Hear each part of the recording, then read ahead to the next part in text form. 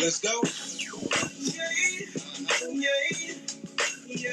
What we got right now? Yeah, it's a Tone Jones. It's okay tonight.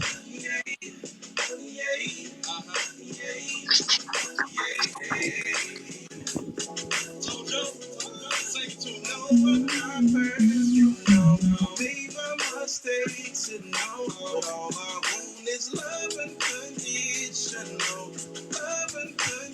I don't deserve it, no, but it would be worth it all I want is love and conditional. Love and conditional. Yeah, it don't matter who you are, you still need love.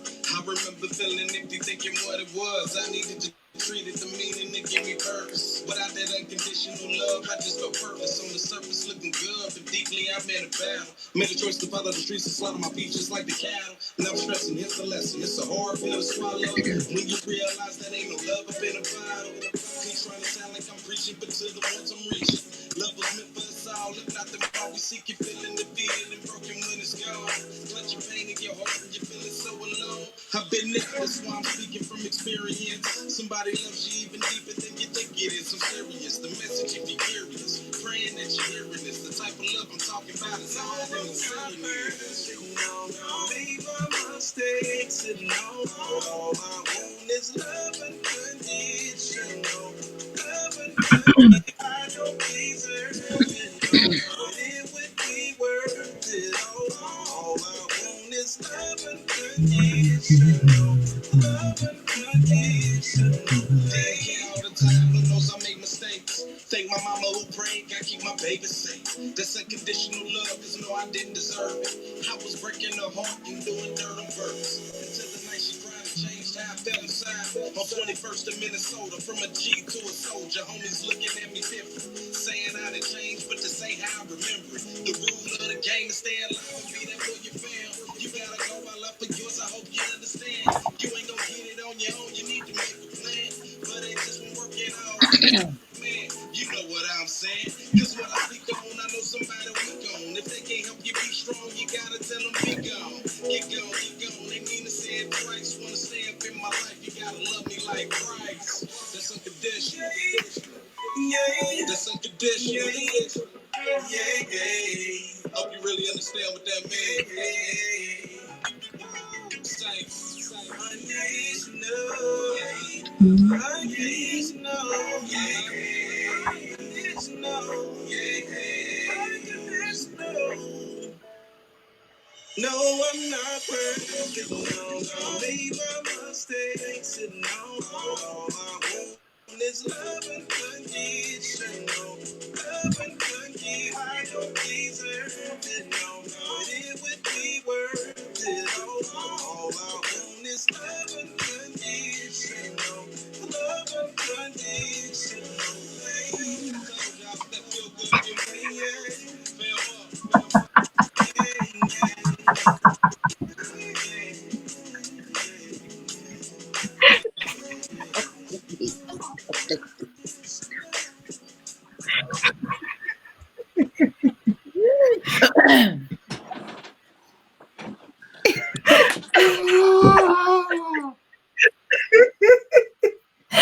Oh, y'all. Oh, to be a fly on the wall in our inbox.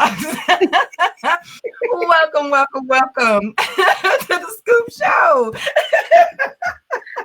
It is Tuesday. It is 8:00, and you have joined the silliest but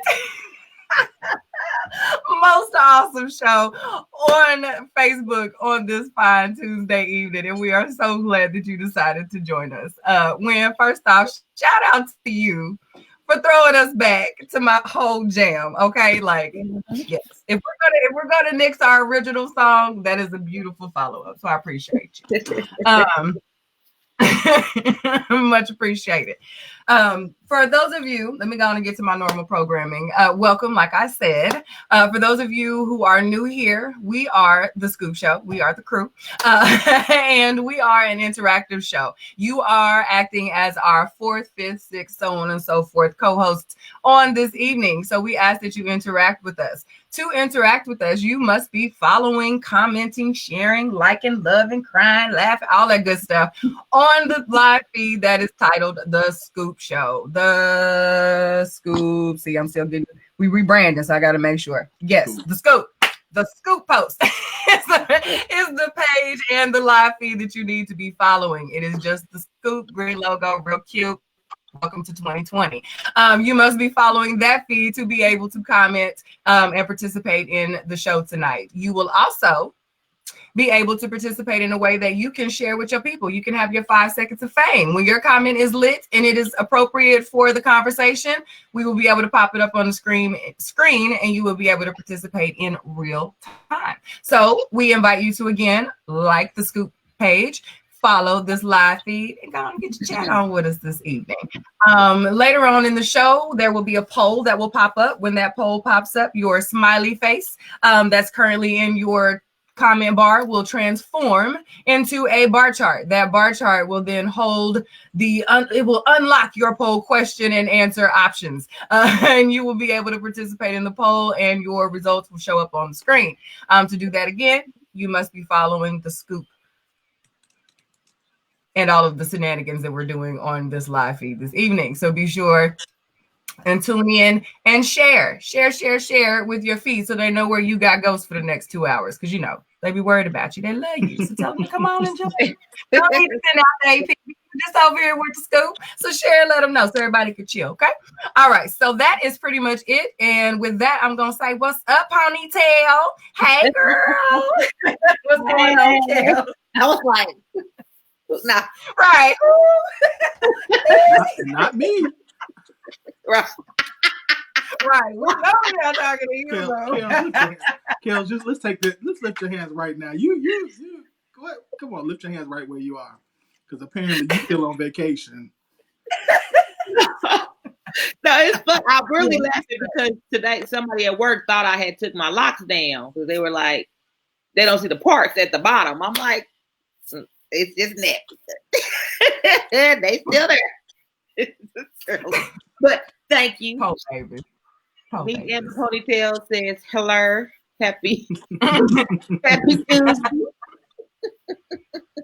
Right. And I am still on vacation. I should have took another day. So yeah, get back in the swing of things. Well, welcome back. Glad you made it safe. All the drama. It was a good trip. It was a good trip. Good. I can't share my shenanigans on the show, but so anytime there's that many Sigmas and Zetas together, I'm sure the shenanigans were in. Yeah. Y'all, them folks was like, what in the hazy? We're not having them back. 1100. The crew was not prepared. I thought it was 800. It was really more like 1100 Zetas and Sigmas there. So the people on the ship didn't know. And this one man, he came in the elevator. He was a white man, but he had long locks, like down to his knees. And he was like, he said, when y'all was on the deck and I seen all that blue, I said, it's about to be lit. I was like,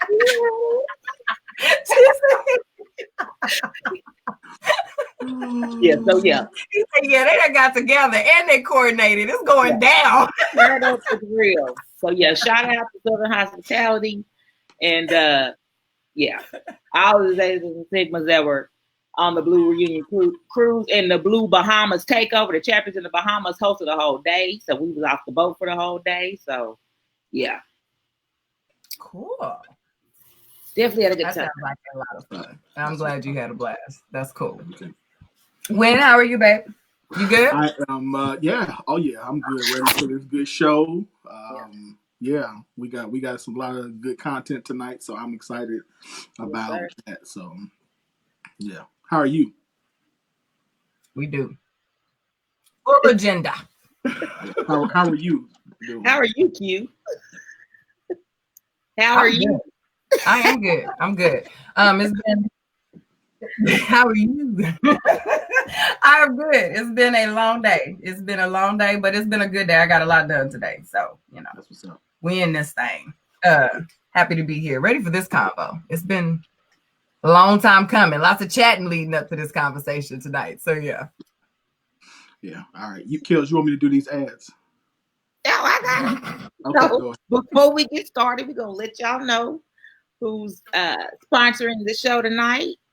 First on the list, we have Curvy Kitten by yours truly. I want you to remember that we have this lovely new crop tee on special. So make sure y'all pick that up. You can get it at www.curvykittens.com. We also want you to keep in mind that Elegance by Design with the new website and the awesome content, new ads. Mm-hmm. Come on through. I was actually working on our next blog. Right. Elegance by Design. Design is spelled with the Z.com. So yeah, go ahead and get you some good old EBD, that sexy shake. Curls, look, I use some the coiling custard on the curls when I curl my hair up. So yeah, that helped that little old ponytail tonight. It'll help you too. Get some of that. It helps you Curl too. Trust me. Yep. And then definitely Mr. Winfred Burns, the money mentor, still has his special going on. You still doing the teen classes? I don't see that. No, tonight I have the how to boost your credit class. It's right now listed for $9. So I'm teaching you how to put together a budget, how to put together a budget that's going to help you meet your financial goals and stop living paycheck to paycheck. So $9 right now. So yes, $9. Yeah, you can't beat $9 to boost. Right. I'm just saying. Nope.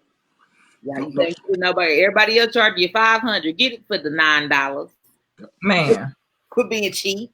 Yep. And Same process. If like this class is like the second half of the class where I taught people how to fix their credit, how to boost their, how to fix their credit score. So if you need that, then that one's on sale for $9 too. So you can get them both for $18. And what's up to our live? Okay. One of our regulars on there. We got Miss Alyssa. Well, we missed you last week. We missed you last week. We missed her last week. Isaac. My apostle is present. The apostle, let's see, Mr. Jonathan Best has joined us. I think he's been on before. So yeah, now we're gonna go ahead. We done did all of our, what do you call it? Niceties or whatever. Greetings. Right. We're gonna get on into hot topics, the hot topic hour.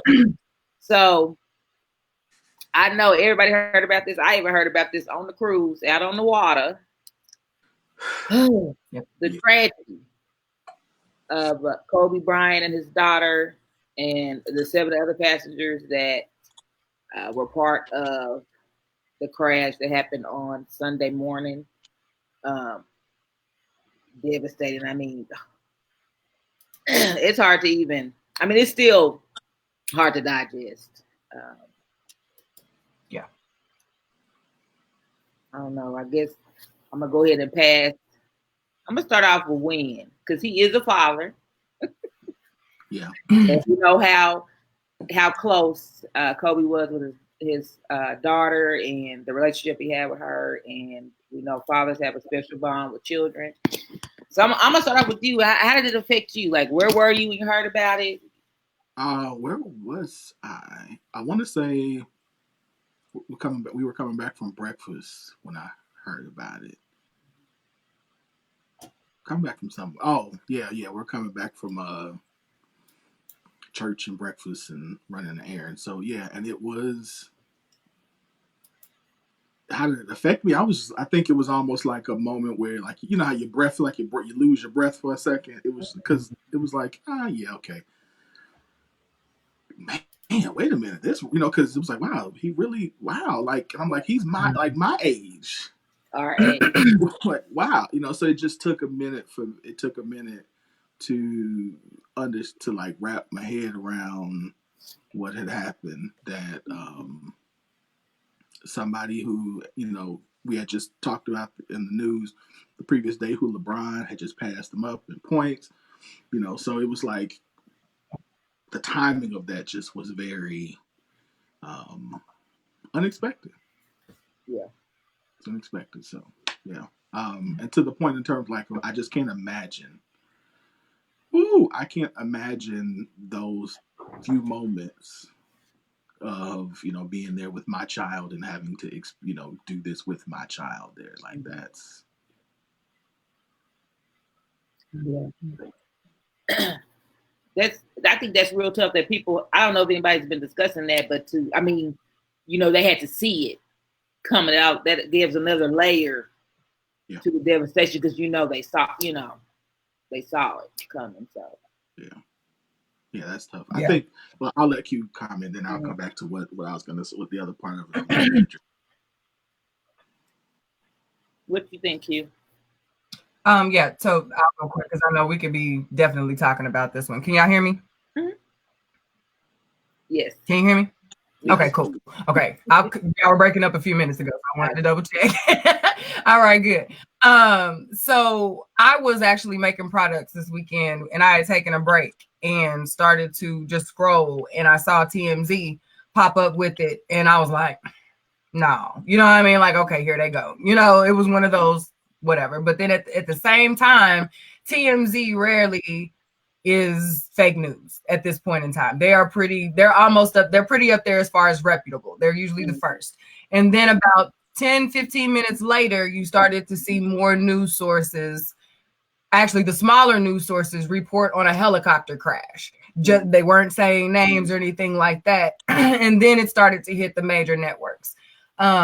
So then it grounded me really, really quickly, and production stopped for about an hour and a half because, you know, scrolling and what the hell, you know, was settling over me at that point. And then to find out about Gigi, and, you know, because my son and I, you know, Adrian is a hooper, so we've talked about Gigi in great detail. Just a week or so ago, we were in the car and talking about her and how he was giving her all the props because, you know, she was dope on the court. And to hear that and see that, and y'all know me and my mom feels like it was a wrap for a while as far as production was concerned, because yeah, you know, we talked a lot about Kobe throughout the years as far as his past and the all of that. But that wasn't a part of my thoughts at the moment. That wasn't what I was thinking in the moment. That wasn't at all what I was thinking. Mm-hmm. So yeah, this one was rough. You know, we grew up with Kobe. I remember him and Brandy going to prom. You know what I mean? So, you know, it was like, I remember the oversized suit and the long braids and like the growing into a man and all of that, you know. So yeah, it's a lot. Yeah. Women said something else? Yeah, go ahead, Kels. I'll let you go. Oh no, I was just mentioning kind of what the live feed was saying. Let's see. Tanya says, I don't think they had those few moments the pilot did see before. I don't know, the way it was going down. I mean, they had to feel that. There was some moments. No, yeah, they had. They knew. Yeah. Yeah. I think the thing I wanted to address was I'm seeing a lot of people do two things that I think that needs to be addressed. Number one is trying to tell people how to mourn and how to grieve, and that, you know, to try to make people think that it's not okay to grieve. Yeah. And I think that is totally incorrect. That we grieve, mourn the way we grieve and the way that we mourn. And as long as it is, you know, I would say obviously if there is a healthy way to do it, then fine. Then let people mourn and grieve. Mm-hmm. The way that they need to mourn and grieve. Like you just said, we grew up with Kobe. Like literally. We grew up with them. Like I have my Kobe 8 jersey still. Like, you know, that was the first basketball, so I mean, Kobe was like one of us, and you felt like that. So especially like myself, it went from like Jordan to Kobe. So it was, that was your bridge. And for a long time, that was all, if you like basketball, that you really got a chance to watch was Kobe. So,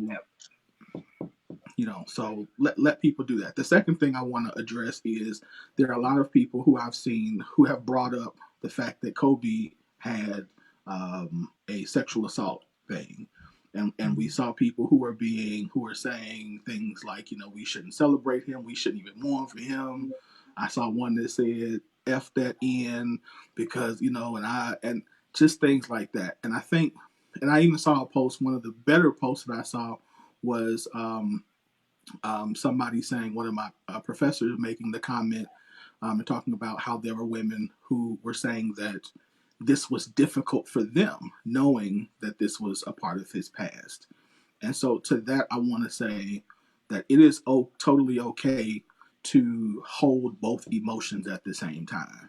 Mm-hmm. It's okay to be angry that this is something that he did or was a part of. Also at the same time, grieve the fact that he is gone. Because the reality of the situation is that all of us have things that we are not pleased with. So I think I think it's okay to say you can not like what he did and hate what he did and have negative feelings about him, but at the same time still be sad that he's not here and that he died like that. So I think we can do that.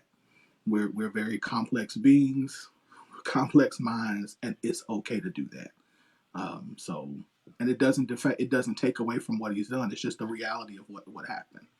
So it's okay. So I just wanted to throw those two out there for people. I know there are people who are like, I don't know how to handle this. And so it's okay to have both. I mean, and I think it's okay. Yeah. And just because he's a celebrity, at the same time, some people attach themselves to celebrities to where you do feel like that's your friend. I mean, you feel like you know them. I don't know if you go as far as saying like you know them, because you know so much about them. But then and on the other hand, some people act like celebrities aren't human. Just have some respect. There's gang members who die at funerals, and we did buy T-shirts and sing songs and respect them as they, as we send them home. So, yeah, I just think it's interesting. Yeah, I completely agree with you, and I appreciate you saying the whole dehumanized piece of that, because it's just interesting how we are willing to pick and choose how we human. When we want them to be our friends and we are picturing them as our friends, then they are the most human, relatable ever. But when they have human moments, we say, that's like, how dare you have a human moment? Or, you know what I mean? Like how they are able to process it. We remove that. You know what I mean? It's all cool when their music was writing you out of your depression, was singing you out of the depression. You can relate to them. They know my pain, all this other stuff. You help me do this. They help me do that. But then when they need us to let them be human, no, you asked for this. Remember, you get paid to let us be all in your mix. Remember, like, listen to us.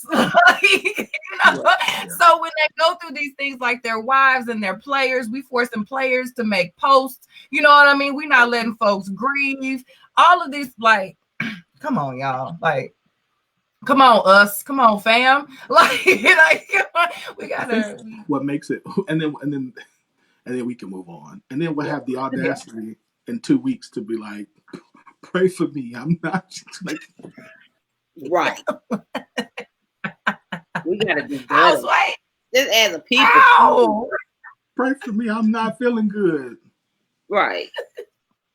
Yeah. So All right, let's go. We could, but I just wanted to say that. Let's go ahead, because this one I'm not going to be nice. I'm going to take my play. Pastor Burns on this next one is not here. Go ahead. Let's go. Our next story. Y'all excuse me for about 35, 45 seconds on this one. And y'all know Gabrielle Union is in my circle of besties. Y'all know it's me, Beyonce, Gabrielle, and so I'm definitely Terry Crews used to be the homie. Now I'm like sideline him. I'm like, you about to get pushed off the island because I really wasn't feeling this at all. And I didn't see all the interaction. I didn't really know what was going on until the article was posted. I remember Gabby and what she was saying about what was going on the show and how she was discriminated against. But I didn't know that Terry had to throw some shade in there. So yeah, this one hit close to home for me too. Q, you can go first on this one because I'm all right. So for y'all that don't know, real quick, Terry Crews was on one of the morning circuit shows and was asked about what was going on with Gabrielle Union and her situation with America's Got Talent. She is currently, if you just Google it, Gabrielle AGT, and you'll find all of the details. But Terry Crews is now hosting that show and was asked if he had ever, her case is about racism, discrimination, sexual, what is it? Not assault, but advances, that type of thing, sexual advances or sexism, that type of thing. I'm missing the word. Y'all don't quote me, but that is her situation. And they asked him, has he ever experienced that in his situation with AGT?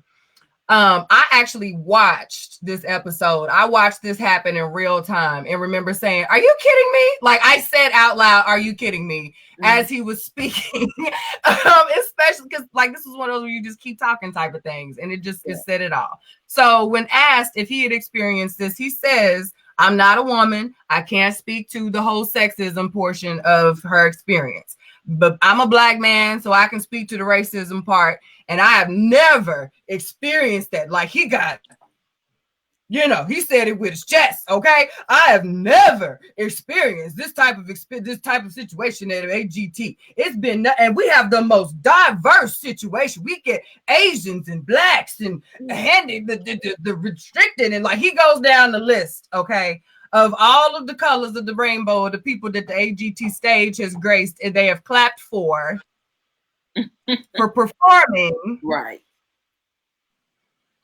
And that checked the diversity box for Terry Crews now. He then went on to say that he had a conversation with his other half, the wind beneath him wings. Right. And she advised him that if Gabby hadn't said nothing, he shouldn't say nothing. And he commenced to continue to say stuff. So, here we are. After Gabby and the girls caped for him when he was getting groped at the parties and he was crying on the TV and he was doing his thug dizzle and he needed the allies that we always are. He showed this is what happened. So the internets are ablaze because Terry Crews is on the outs now. He has been whatever little guest pass he had to the barbecue has been revoked. Okay, him and Becca can go on off into the AGT spotlight. Go on, do y'all, boo. Go ahead. I hope that wind under his wings can carry him right on into his next project. Because when AGT does what AGT gonna do when they through and this new cycle is finished,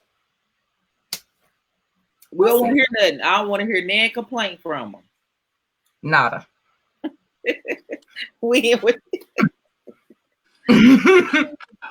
Terry Crews.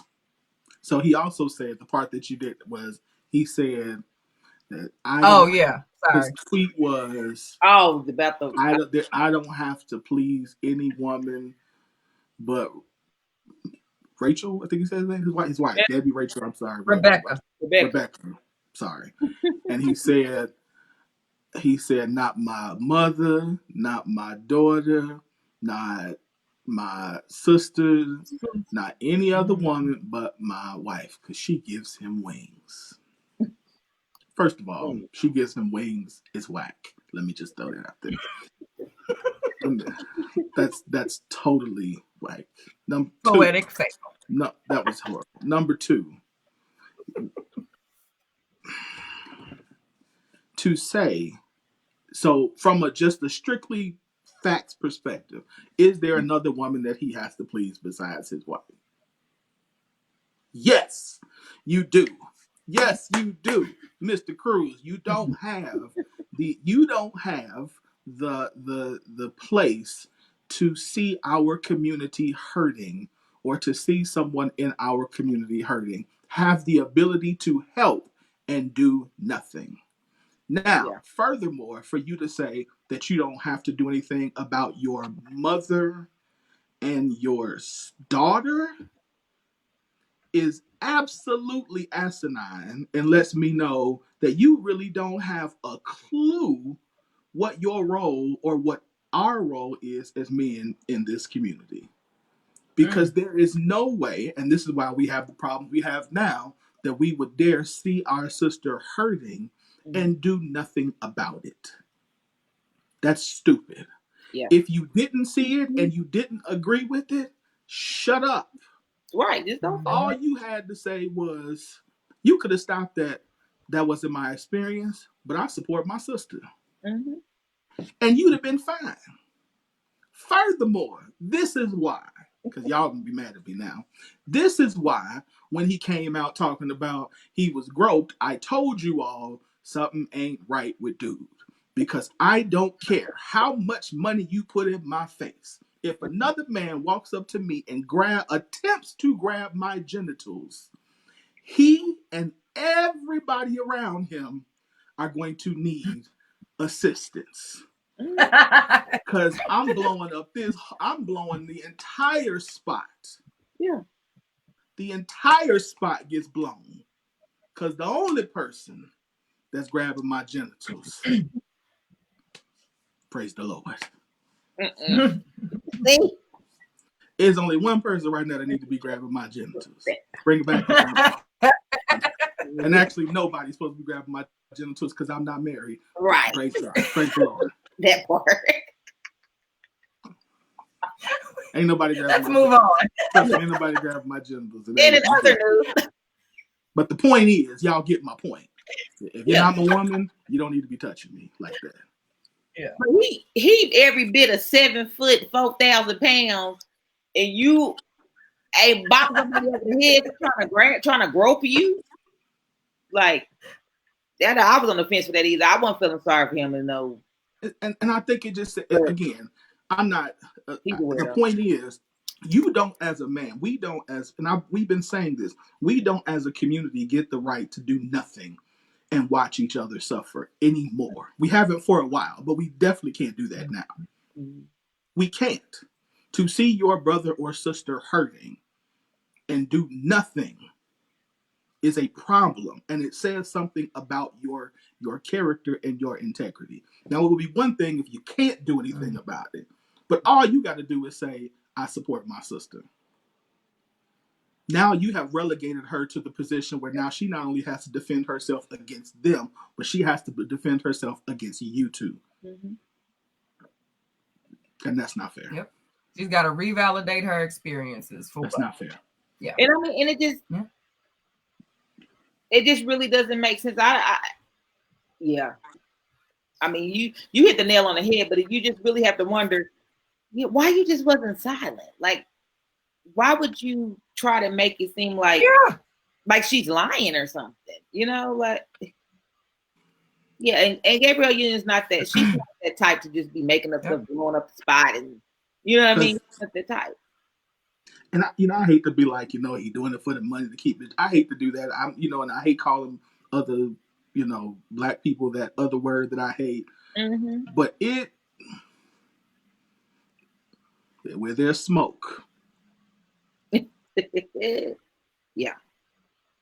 I'm gonna leave it at that. Come on, let's keep going. I'm sweating. Woo, I'm over here. This man that got me worked up. Where's my preaching towel at? There, that got me worked up. Let's see. The next story we're gonna talk about, or is a video, is Kadeen and is it DeVale? Yeah. I watched their videos. Wow. I can't say I know them like great. I don't see everything, but they are a couple that has become internet famous, and they are very, very cool. And they had a video today where they were talking about basically two, I'm going to say alpha, alpha female, alpha male, and trying to find balance in a relationship. It's about a 4-minute clip. And they had some comedic relief in there, but I think the main point was that they were saying that, it has to be a balance. Mm-hmm. DeVille. His name is DeVille. Corrected me. Right.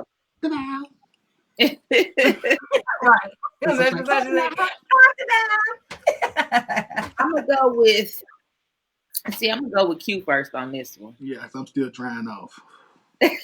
Yeah. Terry. What did you? So first of all, I love this couple. Mm-hmm. I love this couple. I have loved this couple for a while now. They, I believe they started on Instagram is where I was introduced to them. I don't know where they actually launched, but I was introduced to them on Instagram, and they are so dope. They are young. They are sexy. They have young babies. They out here hustling. They don't have the storybook story. They one of those started from the bottom, now we here type folks. Well, no, I mean, I say that. He was a football player making a little change. He then stopped playing football. I don't remember what that particular story was. And then they then became regular old folks having to get it. Okay, let me say that. But they came from what is a very similar and relatable situation that you and I would come from, or lots of marriages have. And their issues that they discuss are very relatable. This video being one of them, although it was in a conference type setting, they were still very much themselves. Okay. They were basically talking about how submission and how we become as women hybrid as far as what we like, as far as the chivalry component compared to the independence component.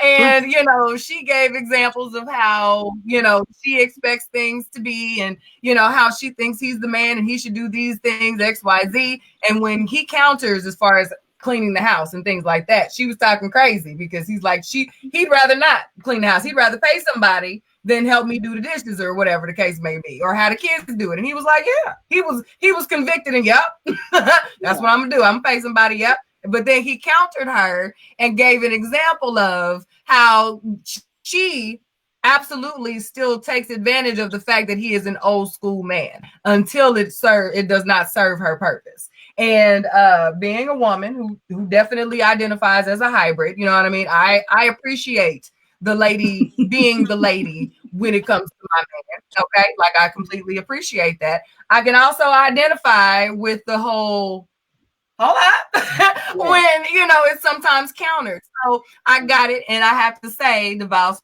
spoke truth. And I can identify with both, which I thought really summed up the fact that they were offering balance as the root of this whole conversation. Because at the end of it, I didn't take either side. I was like, yup. Yeah. Yup. You know what I mean? Like, you gotta have to. So yeah, they're really dope. If you haven't, check them out. They're really dope. And they single or married. Are all, I mean, even though they talk about real stuff, they're always cute and funny. That's what I like about them. Yes. They're always Yeah, I think what I liked about it was, so what I think usually thing first of all, what I liked about it and what typically doesn't happen is, I liked that at the end his comment was, listen, because the typical scenario, he met it. We hear a lot is men shouldn't expect women to have traditional roles and values if they're not paying all the bills. And he said, I pay all the bills. Right. Like, I pay everything. I pay. She get to do it, keep her money and do her thing. So if I don't want to clean the house, I feel like I shouldn't have to clean the house if I want to pay somebody to do it. And so she honored that, which was cool. But I think where they ended up was they said was ultimately it comes down to those traditional roles no longer work, and you two have to come together and compromise.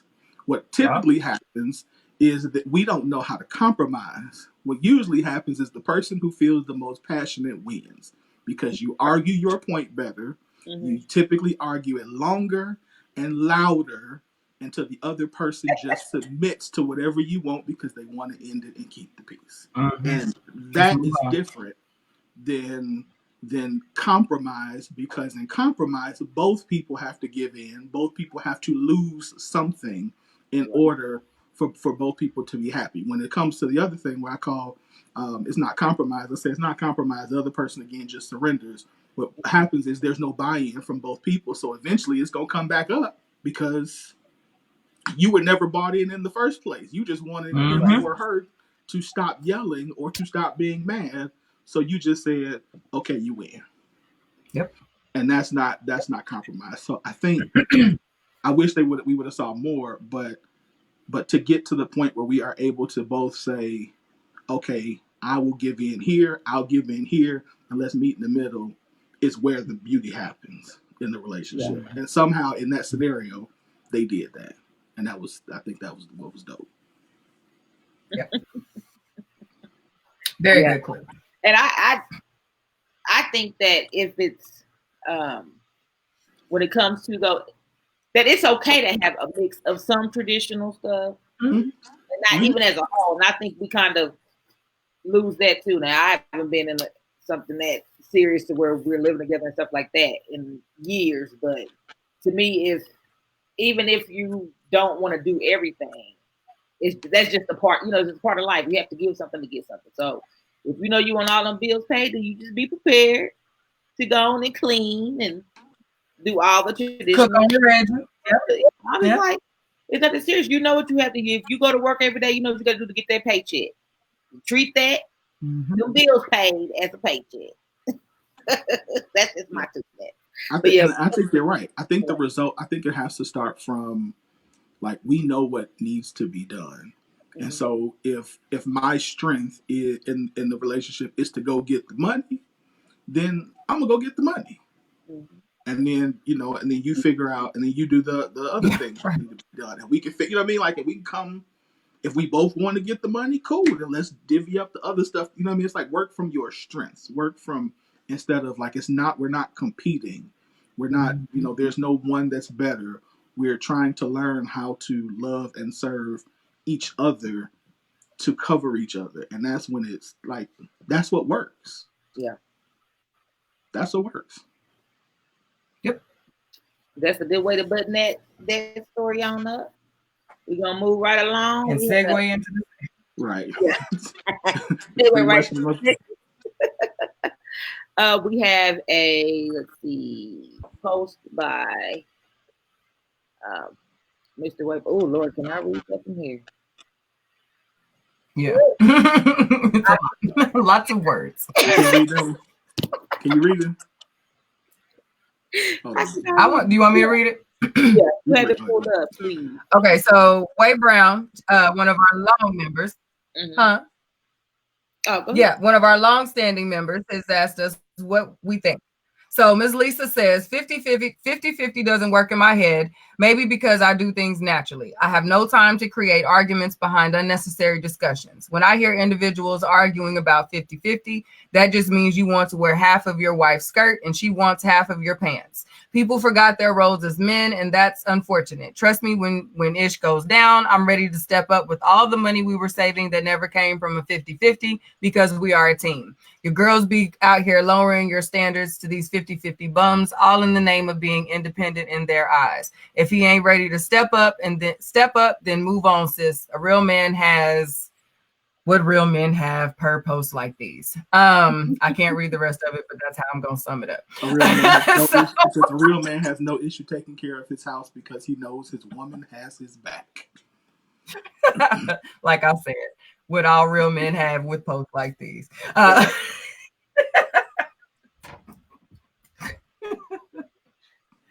gonna throw my little piece out first because go for it.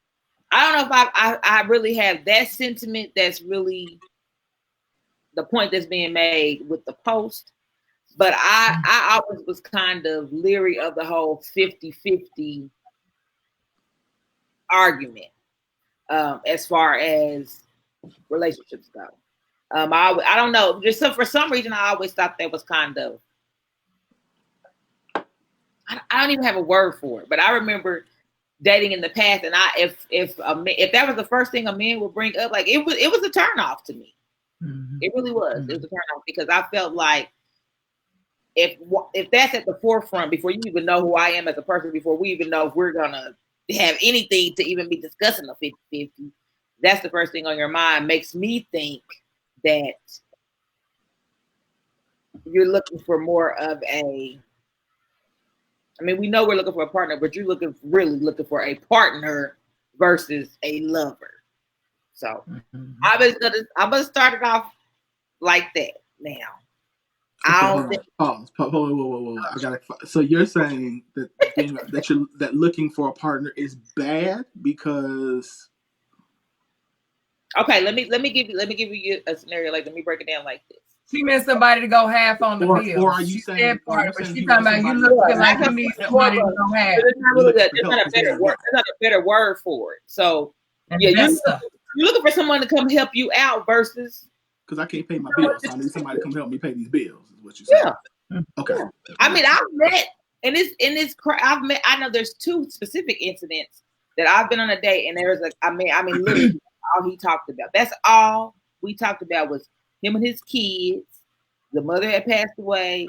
We talking about, all his. I mean, it was just really, to me, when I hear that 50-50, it's like it's always about financial and about who gonna help me pay these bills. When I not saying you shouldn't go 50-50, but to me, 50-50 in an argument has become somewhat of a red flag. So I just wanted to throw it out there like that. Not exactly what she's saying as far as, you can't be 50-50, but it gives a negative connotation off. So you're saying to you it's an indicator that somebody wants some help paying some bills and that they take care of responsibilities. Not a partner in life, just a partner on these bills. Okay, I got you. Go ahead, Q. I'm gonna let you go first. I'm gonna keep mine real short because y'all know how I feel about this subject in general. I don't like the shade that was thrown at just the tone of this post was ugly to me, but whatever. That was the turn off, and I had to dig for the root of this one.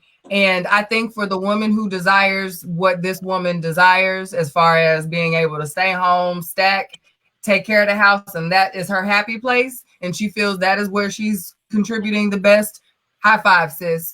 But I don't think the women who opt out of that life and choose to get in there and contribute and be a part and make that work for them, I don't think those women are feeling any type of way about her judgment, because that's probably working for them. And neither are their men. If that's what's working for them. To Kel's point, I agree. I don't think it's sexy. It's not a turn on. That's not leader type conversation to me. Yeah. I think the whole conversation boils down for women to effort, and what you would ideally like to do for me. Ideally, you would love for me to be able to be provided for because you love me to the point you feel that you would want to provide for me in that way. You know what I'm saying? If that is what I desire. I think that's really what women are talking about when they say that's what they're after. You know what I mean? But if you've ever been in any real relationship, it's 100 if you're doing it half-assed even. You need to be putting 100 in there. You know what I mean? So when we talk 50-50, we talking money. So that's why women go, what? When men start talking that 50-50 conversation, because that's rooted in money. We're not talking about emotions when we're talking about 50-50. You're talking about paying bills. You're talking about our household and the maintenance thereof. So if you're reducing me to a bill partner, then yeah, we might have a problem. That's not sexy to me. I'm not at all intrigued by the idea of you want to be that provider for me. That's sexy. Even if I know in reality that might never, ever, ever be the case. Want to be that guy. How hard is that? Like, damn. But yeah. And So I think y'all saw my comment on this. I said, I don't know. I'm not saying that they don't exist, because over the last week I've learned they do. Men who don't desire to pay for everything. And so to me, when I read this, I see like, okay, if that's what you want, fine. But can you operate within the parameters of what my 100 brings? Mm-hmm. Because typically what my experience has been is that he makes, and he makes $60,000 a year, and she wants the $150,000 a year lifestyle, and he now gets frustrated because he can't provide the $150,000 a year lifestyle. She is frustrated because he's not providing the $150,000 lifestyle. So the pressure of not being able to fit into this mold of what they have in their mind of this lifestyle that they want causes problems in their marriage. And so now his thinking is, well, either you go get a job and help pay, or you're gonna have to figure out how we can fit into this $60,000 a year lifestyle. So I think that's where typically this comes into play.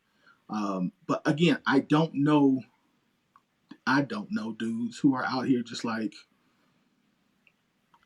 I want to get married so I can get somebody to pay these bills. That's just not my experience. So I don't. Again, I think that if that is, they won't say that, but let them know that that's how that translates. Yeah, I think that. So I also think that one of the, you know what I'm saying? Like, you don't have to say those words, but that's what's being heard. Just like when we say stuff. Yeah, I think the other problem. Sorry, we broke up a little.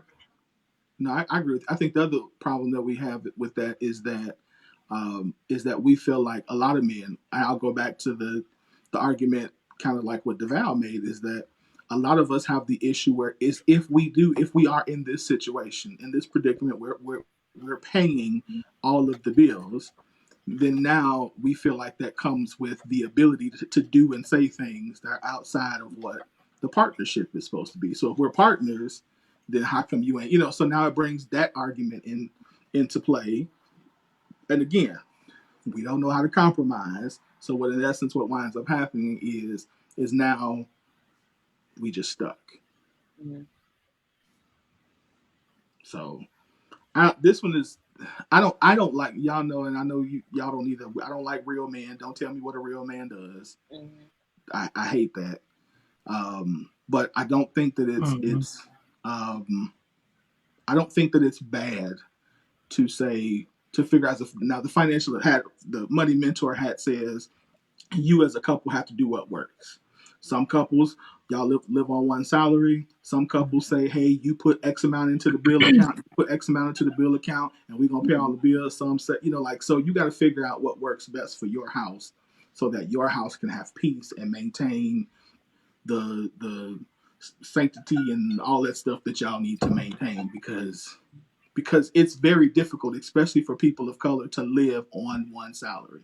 The majority of us make, again, in this country, the average salary for Black people in this country is like $55,000 household, not person. Yeah. The average household salary for African Americans in America is $55,000 a year. And in most cities, that's not a lot of money. Right. Crazy. So, yeah. I think for one person. I think we may have time for one more. Mm-hmm. Let's see. You want to go to?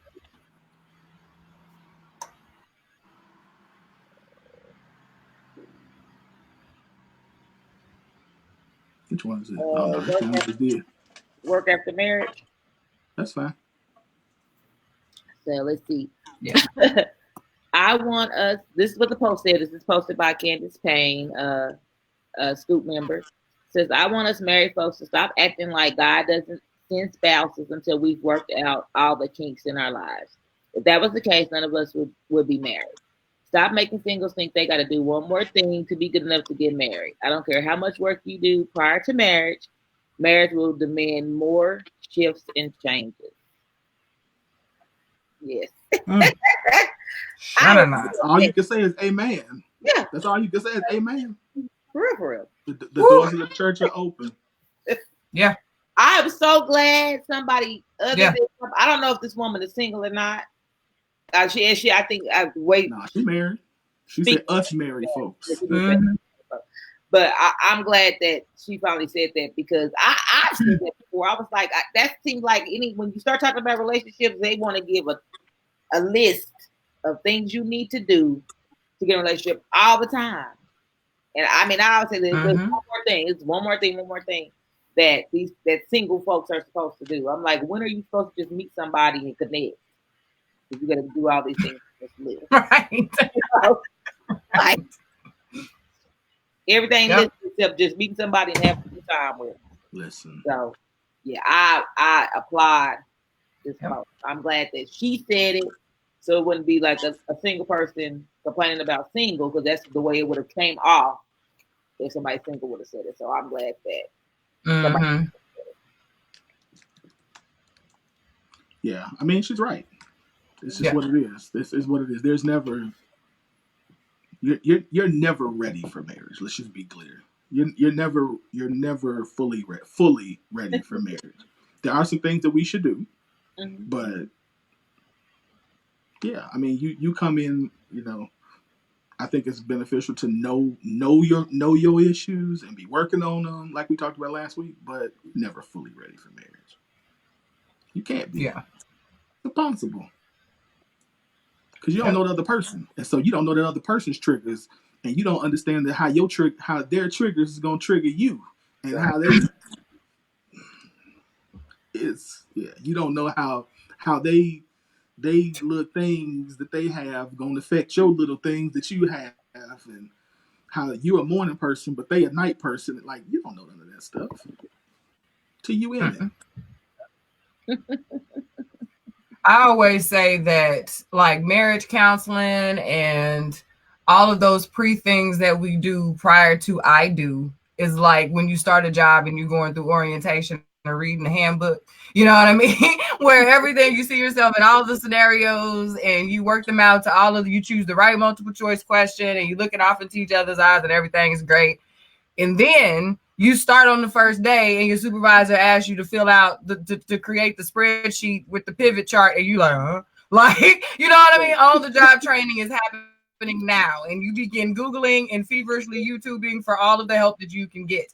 And it's just you and your computer, you and your spouse. You know what I'm saying? So the whole idea of you having it all together and you being prepared in any capacity other than the fact that you have prepared your mind that what you thought is no longer a factor to the point that you thought it was.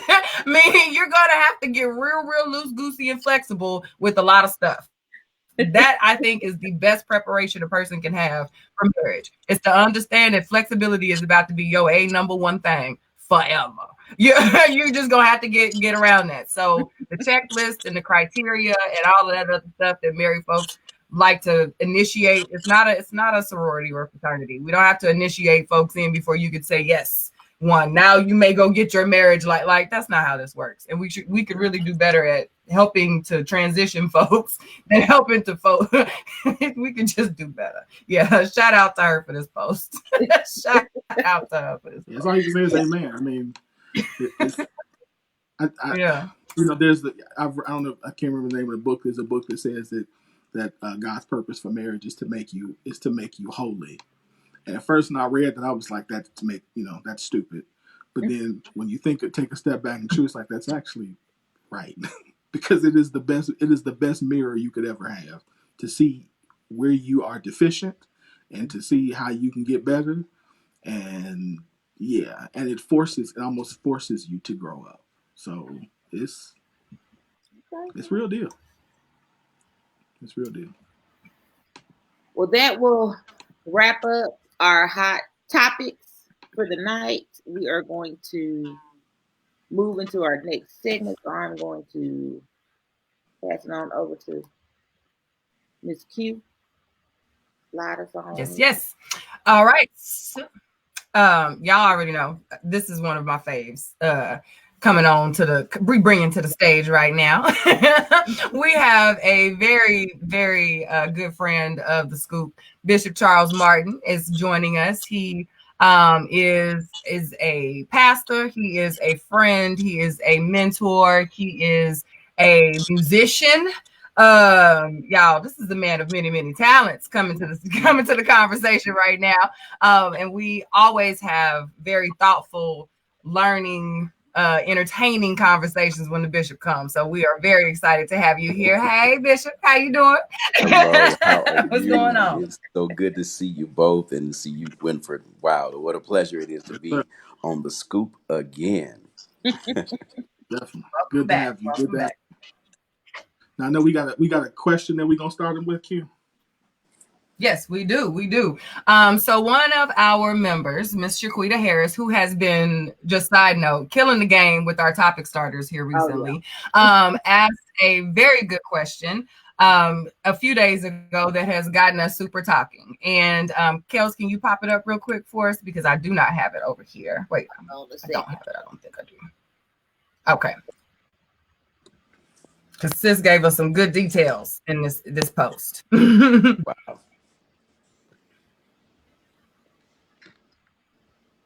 Okay, now y'all can read it out loud because it's kind Okay, of so small the on my scenario screen. is two people. Yeah, I got you. I got you. Two people are dating. They are very physically attracted to each other. They go to the gym 3 times a week, eat healthy, and keep up their looks. After 2 years of dating, they decide to get married. Shortly afterward, one spouse just stops going to the gym and they let themselves go. The other spouse has mentioned the weight gain to their spouse and asked if there was something else going on with them. The spouse says there is no problem and nothing has changed. They are no longer physically attracted to the spouse and they don't want to have sex. Although they love them, they feel as if though they were tricked. There are no illnesses contributing to the weight gain and they haven't had any children. Who's wrong and why? Wow. There we have it. That is the question. Yeah. A compelling situation. I like to call that a situation and a circumstance. You know, yeah, Pastor. I mean, Winfred knows that when I say I use that word all the time. Oh, you got a situation and a circumstance. Well, I mean, off off the dome, I really believe that during the season that you're getting to know one another, flaws in one's character and flaws in one's personal discipline will be evident.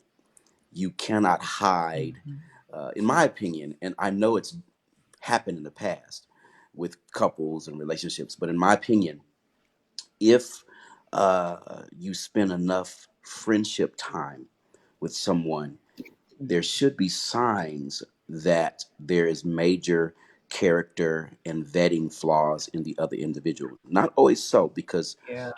we all know men have issues with lying and women have issues with motives. Women tend to be great at telling the truth, but often they can tell the truth the wrong way. Men have uh, men tend to be great, and this is just my 35 years of dealing with people. Men tend to be great at having the right motives, but the wrong way of going about those things. So I try to tell the people in my congregation, men, do something about the lying because women need truth. And then I try to tell the women, make sure that your truth comes from the right spirit and from the right heart. It's not good to tell the truth the wrong way at the wrong time. So when you are in a dating season and you are observing this individual and you are trying your best to show this individual the real you, so you don't get down the road and have an issue, there should be signs that this person's, they need to drop the balls on something Mm-hmm. to let you know that, okay, this person is holding up a facade just long enough to get married, and the change uh, is going to jump out of the box. You know how you got the jack in the box, you just spin it, you spin it, and spin it, and then the jack in the box, he jumps out of the box. And so that's the other thing off the dome I like to contribute to this conversation. Uh, the next thing is, all relationships have to be deeper than just the physical appearance, and there has to be something so far more compelling, because if they both shape and they both are sexually attracted, it does not mean they're going to be emotionally attracted 6 months down the road. It does not mean they're going to be emotionally and mentally attracted to each other 2 years down the road. Mhm. So a physical problem, like if a person is no longer attracted to the other person physically, uh, that's only a smaller problem of a bigger problem where um, has there been enough conversation that I know I'm attracted to you over a long period of time? Has there been enough dialogue? Has there been enough testing situations in our relationships as it is right now? And I'm a firm believer of this, and I'll turn the floor over to somebody else. You know, a relationship is built on friendship. A friendship is built on fun. Yep. So I need to want you. I don't need to need you, because if I need you, it perverts the freedom of that friendship. In other words, if I'm leaning on you too much, I have a codependence, as opposed to you are my choice. You're not a necessity. And I enjoy spending time with you. You love the real me. I love the Mhm. real you. And then the biggest thing of it is, do you like the person that you love? Some of us want to be in a Yep. relationship so bad till we enter a relationship with someone that we love, but we don't like them. Mm, Mhm. Oh, I'm gonna work on that later on. mm, Or I can live with this. You know, mm-hmm. when the truth of the matter is, a person becoming unappealing physically to me is is is small in comparison to a person becoming unappealing intellectually, Yeah. and a person becoming Mhm. unappealing emotionally. Because if you have fun together, you're going to have a friendship. If you have a friendship, the only reason to get into a relationship is to protect that friendship. Only reason why to get married is to protect that Mhm. friendship, because a friendship is the core of a marriage. This is my home girl. I would rather be with her Yeah. than my best But male friend. We have fun, we laugh, we can play, you know. And I've just seen so many people who might be physically attractive to a large number of people, and then you have another person that's with them that's not necessarily as socially physically attractive, and they just get along great. They fit like hand in the glove. Why? Because they develop mm, fun, which is a non-pressure. In other words, I can be with you and not put no pressure on you. You ain't Mm-hmm. got to change. You don't got to shift. You have mhm. fun, then you have a friendship, you have a relationship, then you can have a lifelong marriage. Yeah. So how So does that? Go ahead. I'm sorry. now I Go was ahead. gonna say, so do you think that if this situation happened in real life, that those people were never really in love? Well, I can't say that they weren't really in love. I think that um, with if you have a man and a woman, I think it's easier to fall in love than it is to fall in like. And I think it's Mm, easier to fall out of love than to fall out of like. Mhm. mhm. See, Mhm. see, see, if I like you, that takes maturity. That means I can see past things that are really, really a part of your idiosyncrasy pattern. You have idiosyncrasies, but also we have ambiguities. Mm, So if I can look past your idiosyncrasies, it's like, oh, that's just the way they are. And then like I'm cool with it. I'm not trying to change it. Everybody around you, everybody around us that don't like that one idiosyncrasy that you have, I don't care if you don't like it. I love this person. I like this person. They ain't never got to change. And that's powerful because I like you. Loving you is easy. If you got God in your heart, you can love anybody. Mhm. Mhm. But you can have all the God in the world and still be evil and not like everybody. I preach from our pulpit. It's called likability. That means, do you have the ability to like someone who is hard to love? Do you have the ability to be liked? Likability. I can be liked and I can like people. That means I'm mature. Anybody can love somebody because you can love somebody from a distance. Mhm. You don't have to like Mhm. somebody from a distance. If you Mhm. really like them, Yeah. there's no need for distance. You know what I'm saying? And so when Yeah. you have somebody who all of a sudden becomes unappealing physically, I want to ask that person a question. Did you really like them because If you do the evaluation process, you got a chance to see the aspects of their personality that would cease to be disciplined in a workout, or eating right or whatever, because I like people that are all sizes. I like people that are all backgrounds. And I can see something that I really admire about them. The Bible says, "He that wins souls is wise." Even a person that doesn't know God can tell. They got enough discernment to be able to tell if you like them or not.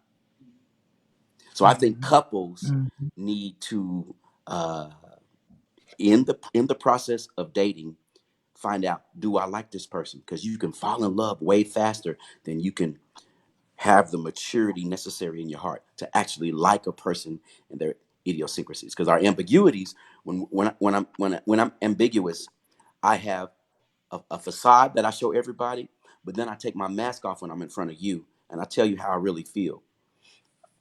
And I need to like both of those. I need to like the things that you show other people, and Yeah. I need to be okay Mhm. when you take the mask off. So if you gain some weight, or all of a sudden you have a halitosis situation, or all if you have a you go through a crazy state, you know what I'm saying? I need to know you well enough that to know that all of gravity pulls all of our body parts down. I don't care who you are. Hmm. I don't care how strong you are. Some people are in shape because they are insecure. Mm-hmm. They go to the gym because they have a deep insecurity. Mm-hmm. So I got Right. to be able to. I got to have enough discernment to detect this person is not missing a day at the gym, not because they want to take care of themselves, but they are insecure. That's a problem. And then you have people who might be on the heavier side. They so secure that their beauty is infectious. I mean, their weight is not an issue because the real person has come to the surface. They've been rained Yeah. on and shined on to the point they're blooming. And when a woman Hmm. blooms, regardless of her weight, when a man blooms, regardless of his weight, they are beautiful. And so you cannot look at a person that's in shape as a person that has a certain level of maturity, because who knows why? What are their motives for being, going to the gym? What are their motives for eating carrots and cucumbers? I want to know, you know. I'm trying Shoot, to if, wait you, for a if big all you church. eat is salads, man, we can't hang, Jack. I want some pork chops. You know what I'm saying? We cannot hang out if Yeah. you're a carrot and No. cucumber person. I want some Kool-Aid and some pickles. You heard? So, All right. So you here's know. let me so the topic is dealing with relationship transitions. Oh So yeah, I yeah, think yeah, in yeah. this instance, like, to me, this sounds like there has been some type of transition Okay.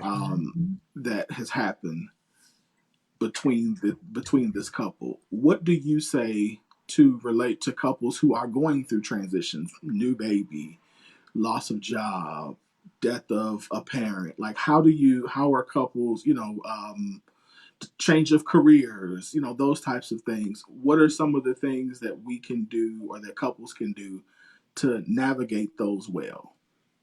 I think whenever there's a relationship transition, there needs to be something added to that relationship that makes the transition easier. We got to identify what are the things about transition that we don't like. None of us like change when it involves us hurting a little more or being a little less comfortable. So let's identify the three things that make us uneasy about change. And one of the things that's certain about change is you got to leave where you come from. You got to leave where you come from. And whether it's geographically, whether it's mentally or emotionally, whether it's spiritually, and you got to leave that place. So I've got to deal with the grief of the death of where I've come from to this new place I'm approaching. And so if I'm going to deal with uh, relationship transition, relationship change, then I've got to put some oil on the wounds. I got to find out what is my partner's main fear about this transition, even if that transition is out of the relationship. Hmm. I mean, because if we have a situation where a person is not at all wanting to be the person that we married, there's got to be, we're talking about your entire life Mhm. for the rest of your life. Mhm. And I hate to be that pastor that seems to be okay with divorce, because I'm really not. I absolutely think Right. that there's a lot of ways a relationship can continue to bloom, you know. But I Mhm. also believe that you and I had an agreement. You and I, we had an environment, we had a culture that we developed together. So if so, the second thing, um, if I've got to come to grips with the fact that I'm leaving this place that we're coming from, I got to realize that I'm in a hallway now.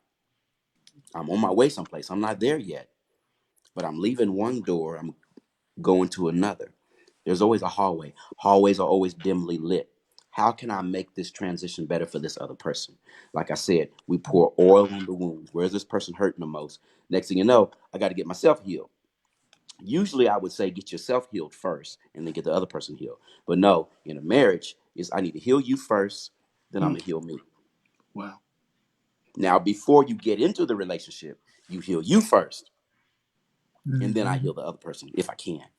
Mm. But Mhm. now that you once there's a marriage, once a man says, I'm your covering, I'm your protector, and I want to play a role as being your provider also, then his job is to protect her first, then protect himself.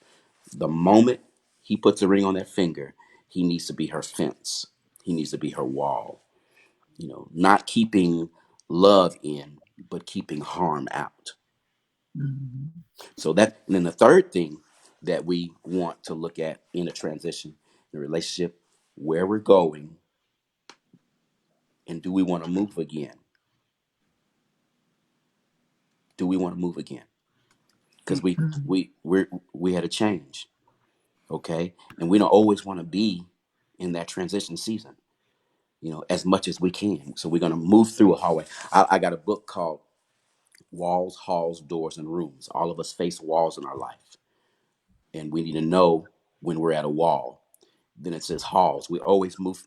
All of us have hallways that we're moving through in our life.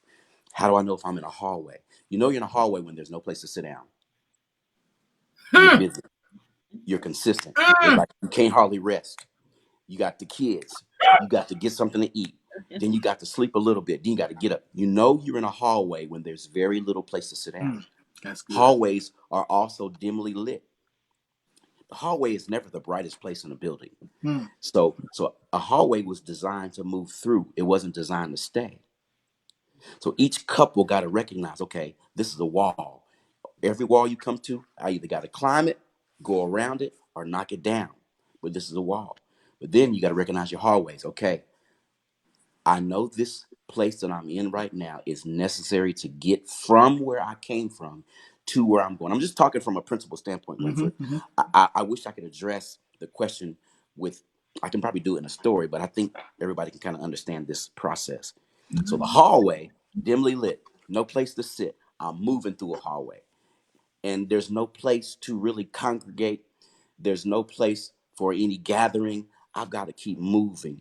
Like for instance, I went through a divorce 3 years ago, and then I lost my dad. My dad passed away um, uh, just a couple months ago, and before that, I went through some major staff changes on my leadership team and my staff members at our church. Major changes within 3 months. I had probably 6 major changes in my life, and because of those major changes, it put me in a hallway where I used to be in a room.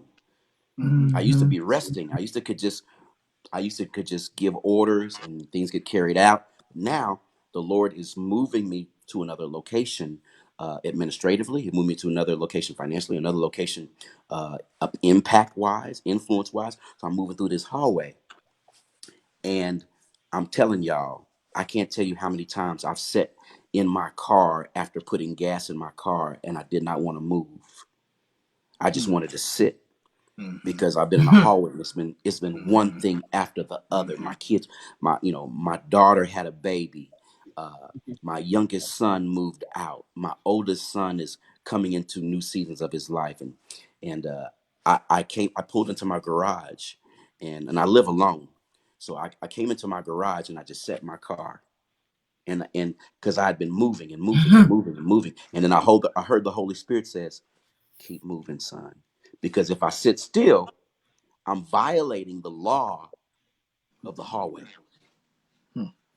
Hallways, you got to keep moving because you've got you cannot handle the impulses and the emotions that come when you're supposed to be in motion. You got no time for emotion. You got to wait till you get to your room to cry. There's going to be some tears that fall in the hallway, but wait till you get to your room to rest. Wait till you get to your room to go off. I taught a sermon the other day. I said, in order for me to get to Orlando, Florida, I got to go through Dallas, Texas, because I live in Oklahoma City. So if I take a flight to Dallas, Texas, I'm on my way to Orlando. But don't get in a fight in Dallas and then they kick you off the plane and you can't get to Orlando. Fight when you get to Orlando. That way, at least you can still be at home. Too many black people, they know they got to go through Dallas to get to Orlando, as far as life is concerned, vicariously speaking. But they have a bad situation happen in Dallas, and you can't get on the plane to Orlando. You were supposed to get to Orlando. Hold your situation tight until you move through that hallway. You're on your way somewhere, so don't give up. You're on your way somewhere. Don't quit thinking. You're on your way somewhere. Don't let emotion make you immobile. We got to move. God's not going to break his promise to you. You was built for this. You was designed for this. You God's not going to create you and then put a desire in you and not give it to you. That would make God a masochist. He's a loving, gentle, thoughtful God. He said, write the vision, make it plain upon tables, that he that reads it may run, because this is going to come to pass in your life. But you got to read your dream, navigate it. Keep your eye on that door that's coming, because you're about to walk through a door, and that door is going to be the door of opportunity. And God makes sure that everybody that has a talent, everybody that has a gift is going to have an opportunity. Well, wow. There will be I'm watching the replay so I can take good notes from that last piece. Thank you. Straight up. But I can absolutely agree with everything you just said. And I have to say, about a year or so ago, I had to come to an understanding personally and within my marriage, as far as I love growth. I think people who are growing something and adjusting and evolving, I think that is just amazing. And I love watching it happen. And I'm consistently seeking that for myself and those around me. But I had to own the fact that I also claim to not like change. I am not a fan of change. I like my structure. I like my consistency. I like putting it where it is and know I can come back and that thing is right where your girl left it. Okay? Yes, right. That's how I roll. But I had to own the fact that doesn't make any sense. Growth is change. And I think we have to own that in our relationships, in our interactions, in our jobs, all of that. If we expect ourselves to get to forever, we can't stay right here. Like, you know what I mean? So like, we have to accept that is going to instill change and know that that's going to take some rolling. You know what I mean? We can't just say we change it and then look at each other and be like, okay. Right. You first. Right. Somebody got to know. I love your analogy. Like, I love the hallway door.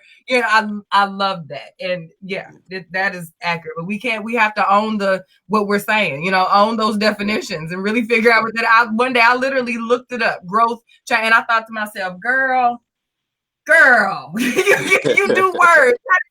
This, you know what I mean? So it's just one of those things. I really, Shout out to that last segment. That's good. And I think we all are. We all have an aversion to change, particularly if we've seen progress where we were. If we saw growth where we were, come on now, let's keep this going. Because it worked. It worked. Growth is hot. Change hurts.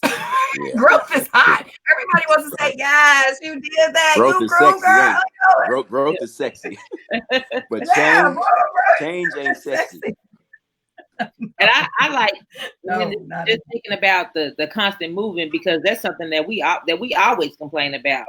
Yeah. And I know that I have to remind myself that I like to be a busybody.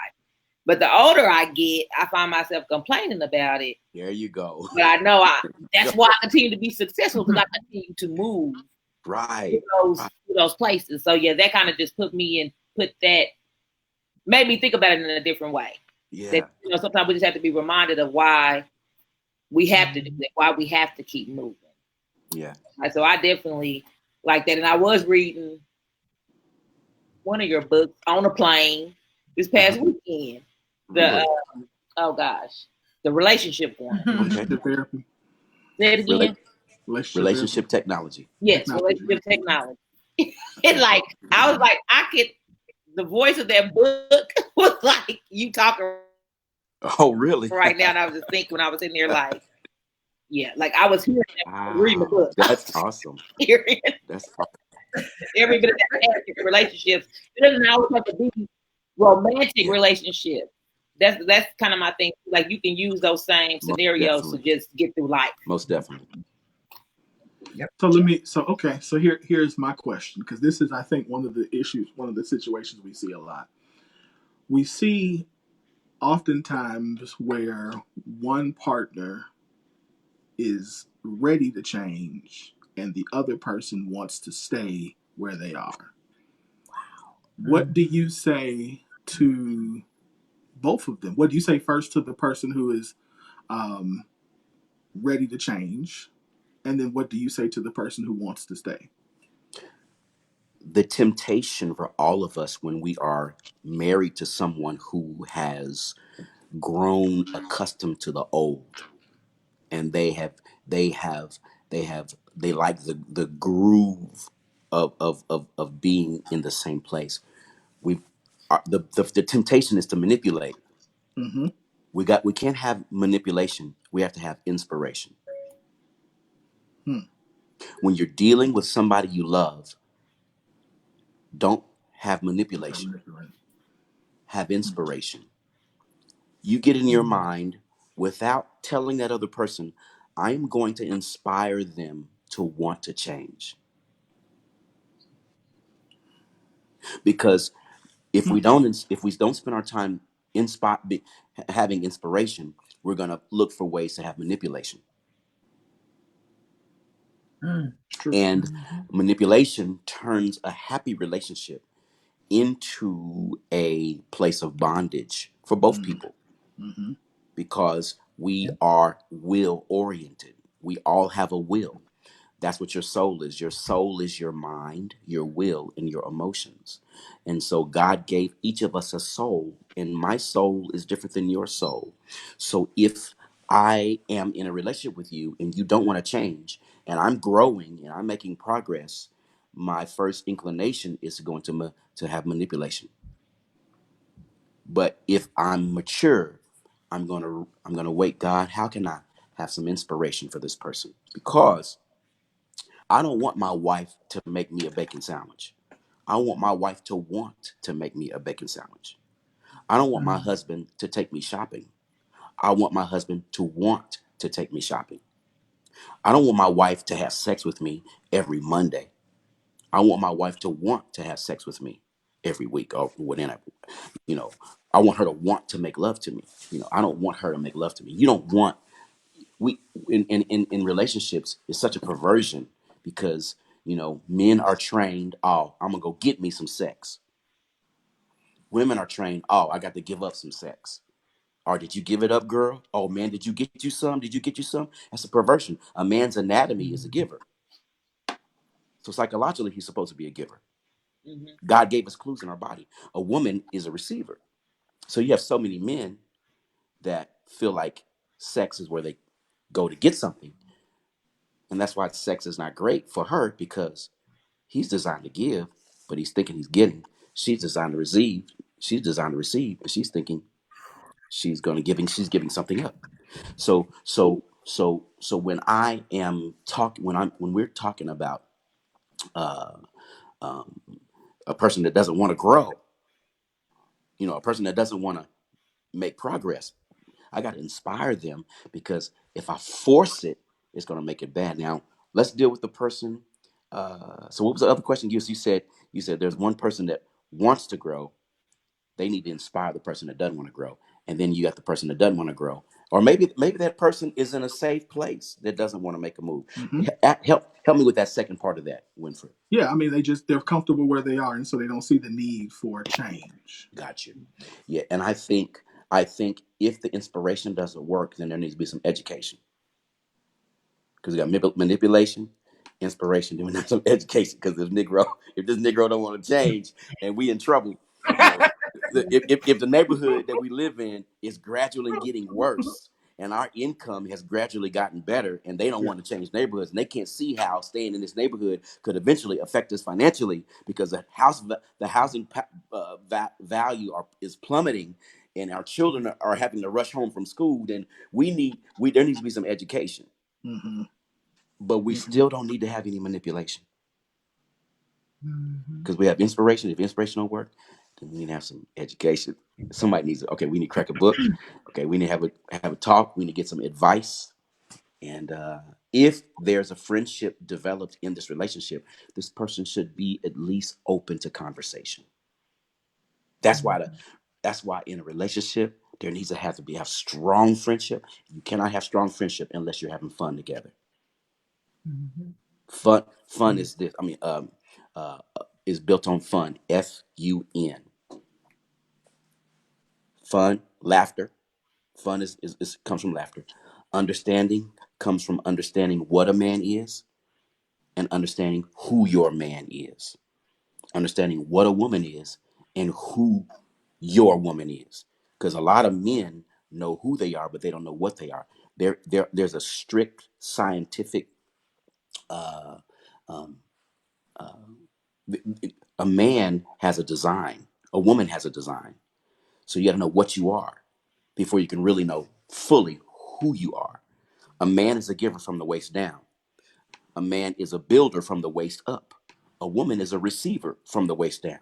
But a woman is a nurturer from the waist up. So there gives us our anatomy, and our physicality gives us a clue to what we are, not who we are, because there are men who are receivers. They're good at receiving. But any woman that's not good at taking a compliment, she probably has problems receiving in other critical areas in her life. Because all her life she's been a giver, giver, giver, giver, giver, and it's perverted what she is. And now there's some problems with who she is. She thinks who she is what her social society made her and what her culture made her. No, no, no, no, no, no. So she is who God created. God has a design for every woman, and every woman is designed to receive. Every man is designed to give. Any man that's selfish, there's a perversion in his life. There's something that's twisted in his life. He's if he's just taker, taker, taker, selfish, selfish, selfish, taker, take, and he's used to women and taking care of him. His mama took care of him. His girlfriend took care of him. There's a perversion there. It's twisted. That's not the way it's supposed to be. So who he is all jacked up because he's not being what he is. Now I'm supposed to receive, yes, but as a man, that's not my primary job. So I got fun. Friendship, that means laughter. Understanding, that means knowing what your woman is and knowing who she is. Knowing what your man is, knowing who he is. That's understanding. And the last thing that a friendship is made of is being nice to one another. So many couples love each other, but they ain't nice no more. Girl, you can't drive. Just little tiny stuff like that. That don't bother. It's got too much hot sauce on it. Why'd you do your hair like that? Just see, all of those things by themselves don't get on a woman's nerves, but it creates a culture. Little bit by little bit, her value is being affected because uh, why'd you pick that color backpack out for Sheila, for little Sheila? So all these little complaints, and now we're not nice to each other no more because we're so comfortable till we're not. So we got fun, understanding, and nice. We got to be nice to each other, and we got to be nice. We got to be so nice to each other that we like being around each other, so we can talk. So when we have a real issue, You're not afraid when I say, hey, you too comfortable where we are. It's time for us to move out of this house. Our income has gradually gotten better. There are houses that cost this the same amount that we're paying in better neighborhoods. It's time for us to move. Just using that as using that as a hypothetical. You know what I'm saying? Mm-hmm. So yeah, uh, we gotta have that friendship. So in case I need to tell you that you stuck, you open to it. In case you need to tell me, listen, dude, I know you proud of our bank account. We reached our financial goal over the last 5 years. But listen, we're going to take some of this money and get these babies in a better neighborhood and just trust God. Okay, baby, you're right. You're right. The only reason why I'm open to hear that from you is because you've been nice to me. Sometimes we tell each other no. It's not that we're actually telling each other no because we haven't built on a good foundation. You've been complaining about the porch not being swept. The trash didn't get empty yesterday. Uh, little Johnny lost a baseball game. You got onto him too much. And I criticize you for criticizing him. It's all this cluster of not being nice to each other when we need to take those little opportunities. Oh, baby, it's okay.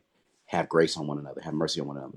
Be sweet to one another, so we can talk to one another later on when there really needs to be a conversation. And I'm not going to be closed to you because you can complain about my haircut. You know. I have a kind of a big piggyback question on Okay. or what that. So even in that scenario that Winfred mentioned, do you think two people in a relationship always have to change at the same time? I mean, is it not okay for one person to be evolving in some type of way and their partner just isn't just not at a moment in their life where they're transitioning at all? Well, I like what y'all were saying before I came on. Sometimes we're in different places. So no, if one person is growing in another area and another person isn't, shoot, there needs to be enough flexibility in the relationship. And I give this other person enough latitude to do it on their own pace to a certain degree. You know, but we want to grow. We can grow with someone, but we don't want to outgrow them. Because when we outgrow them, there's some irreversible consequences. Mm-hmm. But yeah, you're right, sweetheart. There needs to be enough latitude in the relationship to where if this person is just really good in this area, they just gonna outrun me anyway. I'll catch up one day, but you run, baby, run. Run, nigga, run. You know what I'm saying? Like Ice Cube said. But we need to be like that. We need to that's where that friendship comes back in because if she's growing in this area, you know, dang, baby, you done lost 30 pounds. Golly. Now you're going to go running a marathon? All right, bye. I'm going to have me some pizza. I'm going to have me some Domino's, Jack. You know, because, and then she needs to celebrate me. You know, she needs to celebrate me. I need to celebrate her because our love is not predicated um, on things that are superficial. Our relationship is built upon FUN and then friendship, you know, and communication, conversation, you know. And we got 3 kids, so shoot, let's do this. Everybody need to back mama up. If mama is traveling and she's doing hair shows in Atlanta, Dallas, Houston, Pittsburgh, shoot, let's bag mama up. I know we only see her twice a week, but her career's taking off. Okay, let's get it together. Let's push mama out there. You know, let's save up money, fly mama home. You know, whenever she can. Families have to be families and stick together, not hold each other back. Yep.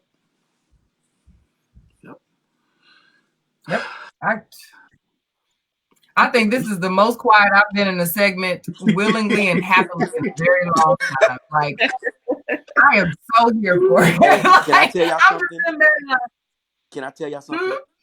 I love the scoop. I love that. I love y'all, man. And I love your input. I love your paradigms. I love the way you see things. And I love how you guys aren't so rigid on other people's opinions and ideas. You know, it's beautiful. I love it. Yeah. So shoot, thank you. Thank you. But I have the same Oh yeah. regard for both of you. Well, thank you. We Oh, we for real, enjoy doing. because you know I love Yeah. Winfrey. That's different. But I'm talking about y'all too. He went, that wasn't me. Our fearless leader here. Our fearless leader. Yeah. Right. Hey, he came Well, to as Oklahoma always. City. Hey, he came to Oklahoma City and set it on fire. They still talking about him. And I told him the day after he came, I said, he's coming back next year because this dude right here, man, he brings it. Both on relationships and finances. So shoot. He does us proud every time he shows up. So thank you for the review. That's right.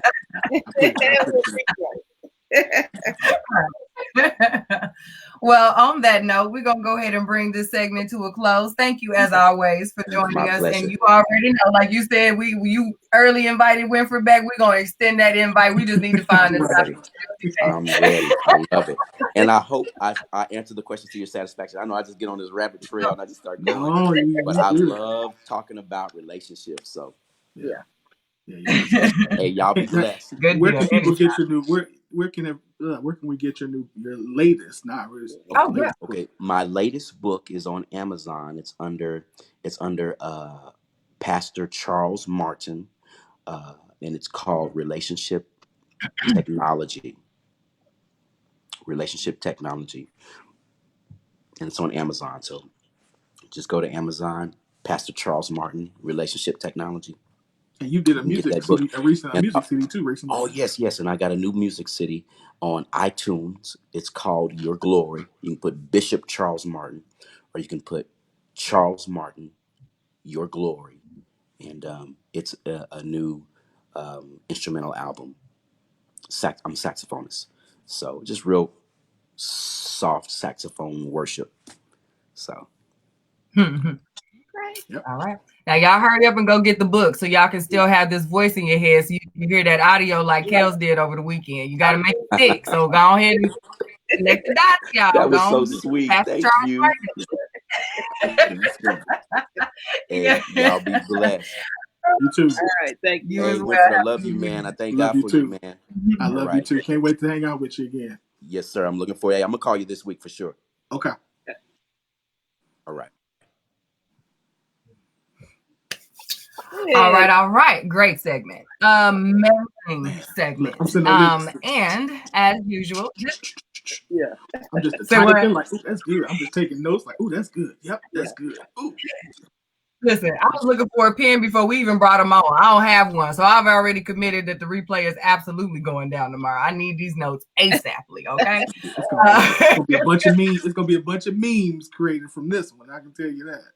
So just wait for it. Yeah. All right, because I know Kels is about to shut it down, I want to go ahead and get the bills paid for this previous segment that was oh so juicy. The previous segment was brought to you, as always, by Elegance by Design, where healthy hair and skin is a priority, but a beautiful you will always and forevermore be our specialty. You can purchase your all-natural hair and skincare products at elegancebydesign.com, my new super sexy website. There's also a blog there, and there's a demo and tutorial section where you can see the sexiness in its full form and action and how you can make it work for you. This segment was also brought to you by Curvy Kitten. CurvyKittensClothing.com. That's Curvy Kittens with an S.com. You can slide on over there and check out the new crop tees, big in the gym, in 3 different colorways. Y'all see that? Options for the gym cuteness. Okay, so your Monday, Wednesday, Friday, and have laundry ready for your Sunday workout. Got it. Boom. Okay. Yes. You can brand your 2020 sexy with Curvy Kitten, okay? So our final advertisement on this evening, our final promo is from our very own Money Mentor, where you can sign up for his current package, which is $9, I believe, for 2, or is it 9 per? 9 per class, which is so totally a deal still. Okay. You will want to go ahead and sign up for that. You can slide on over to his Money Mentor. You have a Money Mentor page, as well as your Winfred Burns II page on Facebook, and you can get signed up, or you can hit moneymentor@gmail.com, and that will also get you directly linked in, and he'll get you set up. Just go and holler at your boy, okay? And go ahead and take advantage of those $9 sales for less than a 20. You can be in the game for 2020, okay? For less than a 25, you in the game for 2020, okay? So yeah, I'll let Money Mentor so you can get your money right for 2020 and infinity and beyond. All right. You can also, if you haven't noticed, we are rebranding. You check out the new logo, new promo, all that good hotness. So we want to make sure you don't miss any of the updates. So you want to be following us on all of our social media. That's on Twitter at The Real Scoop Show. Oh, no, at Real Scoop Show. No, and then on YouTube at The Scoop. And our Facebook group is The Scoop. Now, The Scoop. Yes. See, we even getting it together. So go on ahead and say this, Eric. Go on, click them right now so you don't forget, okay? So yeah, go ahead and make sure you are connected with us. You don't miss a beat, and you never miss this good conversation.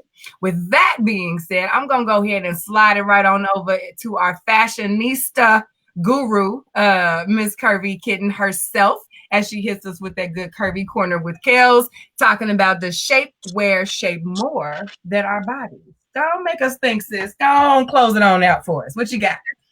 Let me see. So I was trying to make it to where I can keep the photo up here because I want y'all to see that. Okay.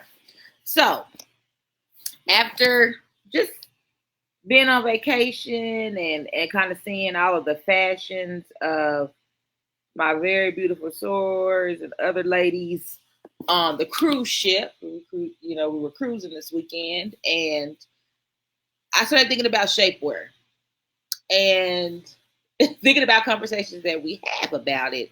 And the question just popped up: does shapewear shape more than our bodies?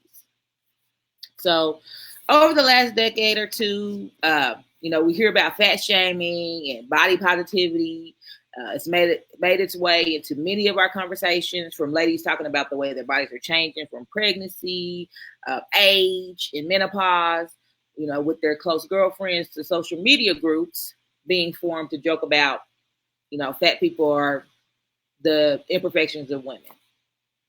A growing acceptance that all our bodies are not made the same and that they're going to change will make one think that shapewear would have become extinct by 2020. But we all know that isn't true.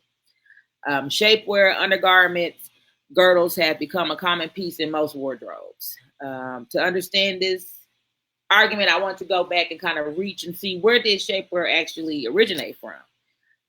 Shapewear stems from corsets. We hear about corsets, and corsets actually are still in fashion today. They have a very rich history. Many people link the corset to Catherine de Medici, I hope I'm pronouncing that right, which was the wife of King Henry II of France, because she actually banned thick waists in court during the 1550s. So the queen said, "Thou shalt not have a thick waist." Therefore, the corset was formed. Corsets were used to shape the body, slim the waist. It could form a woman or a man's figure to a fashionable silhouette.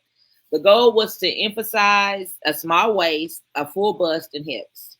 Some were kept so tight that women wearing them were said to have wasp waists because they were so small. Corsets often included a garter, suspenders to hold stockings up, and in extreme cases, they practiced tight lacing. And we even seen, there's even some reality shows today that talk about these tight lacing and the women trying to make their waist so small. The longer you wear these corsets, you could try to make your waist permanently small. The goal back in those days were between 16 and 17 inches. Can y'all believe that? 16, 17 inches, like less than 20 inches. Like, that's like a third of my waist. And the women still wanted to get to that small waist. Most people thought a 20-inch was satisfactory, but they wanted to get to a 16. And this would cause them to have broken ribs, Some of them couldn't breathe right. There were even cases where women could only breathe from the top of their lungs. Like, I don't even know what that means, to just breathe from the top of your lungs. Like, isn't that crazy? It's mind blowing. So let's fast forward to modern day girdles, and we see that the design is very similar to corsets. The main difference is that a girdle doesn't have that bony. You know, we love that flat, spandexy kind of pull in, the little sticky, stretchy stuff that'll vacuum to you. You know, we like that because it's a little bit more comfortable. It's just a tight fabric. And then we use that to say, this tight fabric is just to help smooth out the unwanted bulges and imperfections under our clothing. Now, although the message has become a choice and not a necessity like in the 1500s, it still holds the same truth that we are not comfortable with our natural form if it's not society's latest beauty standard. So what does that say about us? As long as we've had bodies, we've been battling ideas about the right way to exist in them. I'm going to say that again. As long as we've had bodies, we've been battling ideas about the right way to exist in them. These battles haven't always been about the same things, though. While modern body positivity focuses on expanding our ideas of beauty to include people of all gender, identities, races, size, ages, and abilities, activists in other areas had different priorities. So, like, for instance, fighting for the right to wear clothing that didn't actively damage their bodies. So the desire was to not damage our bodies with corsets, but to find a more comfortable way to transform our bodies into something more acceptable or pleasing in the eye. Now, after all of that, let's break that down a little bit more. As I began to try to explain plainly this argument, I said, hey, let me just take it out of fashion. So picture this. Say someone wasn't attractive in the face, or they had bulges or imperfections on their face, and we used veils to cover those up. So picture the first veil being a black woolly shade of material that, 1, you couldn't breathe in, 2, you couldn't see out of, and 3, it scratched your face up because it's wool. So we say, okay, we still don't want to see your real face. So what we're going to do is make a nice lace frilly veil to put over your face. So now you can breathe, and maybe you won't break out, but we still won't see your natural face. So when I put it in that light, doesn't that make you think like that would be horrible? Like, how would that make you feel if somebody said, I want you to cover your face up? How would that make you feel if somebody told your child to cover their face up, or your parent? So if we think about it in that way, we would probably look at shapewear a little different. Shapewear, yes, it's there because of the idea of making women feel, sexy in what they wear, that they want to wear, a slimming, body dress or something like that, and have bulges or rolls. But has that really shaped us to really love ourselves? To me, the shapewear has begun to shape our minds into making us believe we have to be something that we really are. We promote and praise confidence in people, yet we don't encourage people to be confident with their imperfections when it comes to looks and our appearance. If we were truly confident in ourselves, wouldn't we let it all hang out? Wouldn't our wonderful personalities and beautiful insides shine through all the fat rolls and lumps? When will we really stop half-stepping when it comes to truly loving ourselves? How many of us as little girls were trained to believe that beauty is pain? I mean, I still use that. We hear that all the time.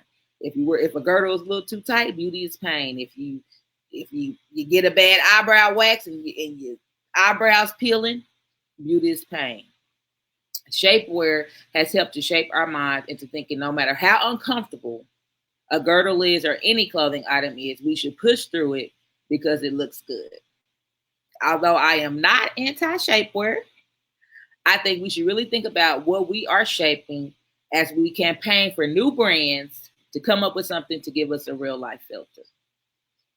So that is my take on the shapewear. starting to shape our minds into what we really should look like instead of really loving ourselves.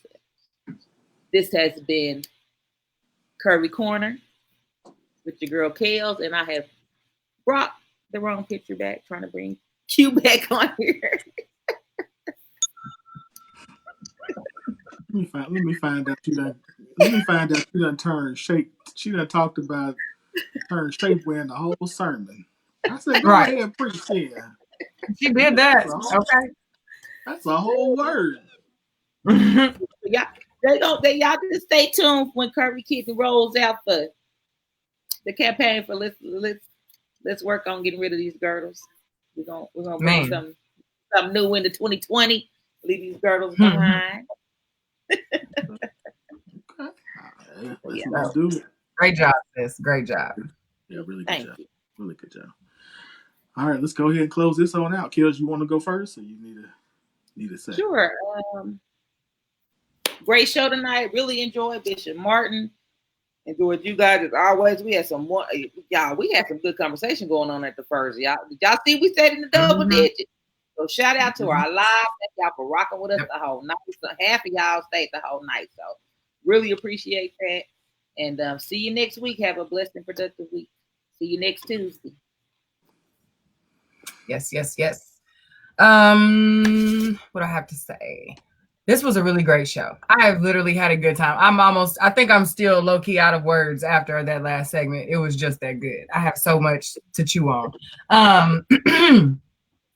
I can say that by next Tuesday, you will want to tune in for sure, because Elegance by Design and Back to My Roots are collaborating for a VIP experience for the upcoming Back to My Roots fashion show. So if you're not aware of what I'm talking about, you might want to slide on over to btmrclothing.com right now and see what I'm talking about. And then be back here next Tuesday so you can hear the rollout.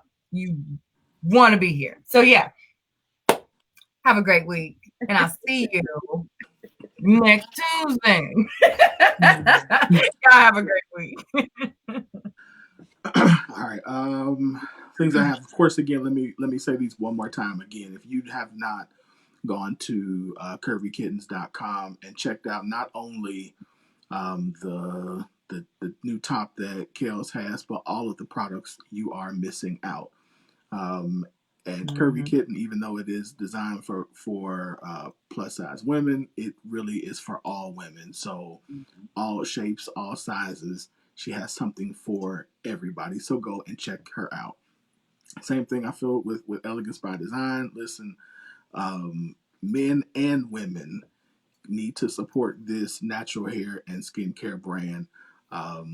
The products are phenomenal. The service is excellent.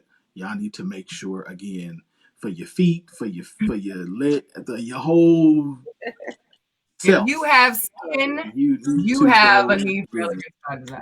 You need to go and get you some. And so do go to this Elegance by Design with a Z.com and get you some. Third, I want to say, if you have been watching this show and have not hit the share button, please do that.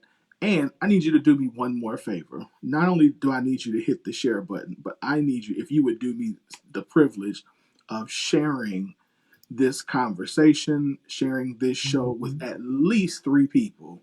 Like, tag them, like, listen, you need to hear this. Y'all know at some point during this week, some of these conversations we have had, you have already had or will have. Let that person know, hey, listen, I know some people who have these conversations every Tuesday at 8 o'clock, and you need to go and be a part of these conversations. So share the show with them. Invite them to the Scoop group. Tell them to follow us on Twitter. Tell them to join our new Facebook group. And please, when you join the group, answer the questions. Lord Jesus, it's 4 questions. Just answer the questions. Having all types of anxiety about these questions. It's just 4 questions. Why is it so hard to answer 4 questions? And they simple. Like, it's not. I'm not asking you for your blood type. Anyway, I digress. So yes, do that. Number 4, if you are a business owner, one of the most difficult things but most important things to do is to market your business. The more people you get your product in front of, the more opportunity you are going to have to get customers. We want to help you with that. So advertise with us here, and we will, as you see how we advertise the brands that sponsor, we will advertise your brand on the show, on our social media channels, on our YouTube. We will help you get your product in front of the people who it needs to get to. So see me this week, and we can definitely get you set up. And our prices are very reasonable. I'll work with you. So just get in touch with me ASAPly.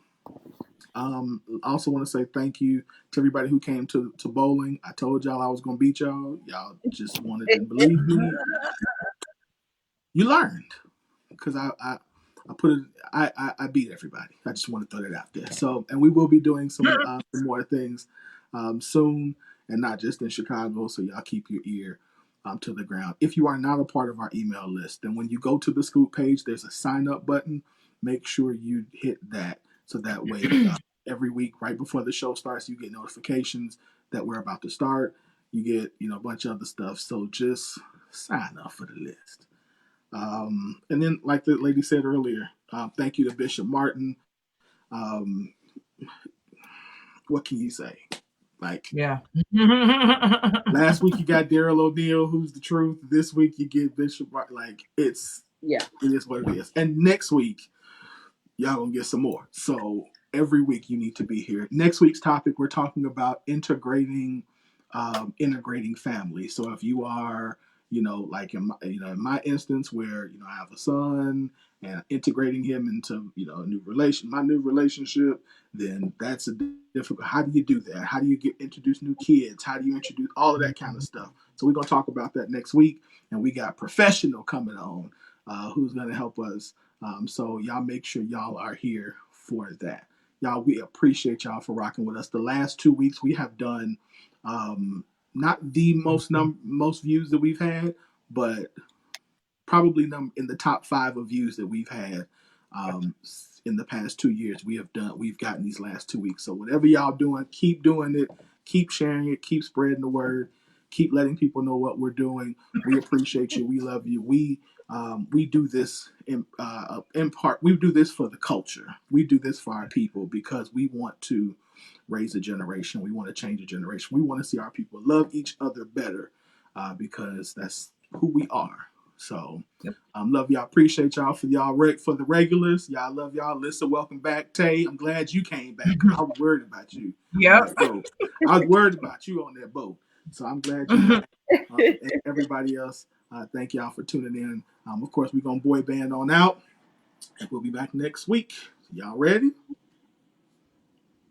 We ready? All right, here we go. Yep. Oh, and thank you to you two as well.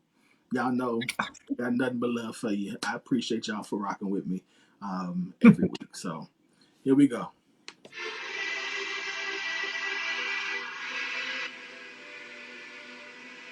Put my microphone in.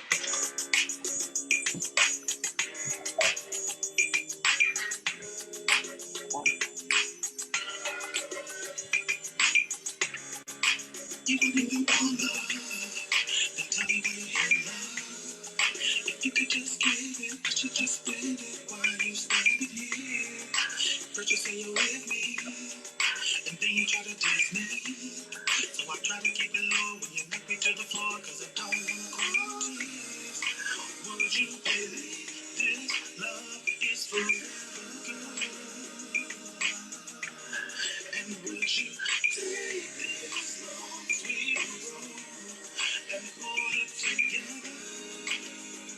Baby, if this is goodbye, I wanna let's try. You just can't give up. Can't you see the tears in my eyes? Cause I'm gonna try. Baby, I'll treat you right. Just give me one more shot. If this is goodbye.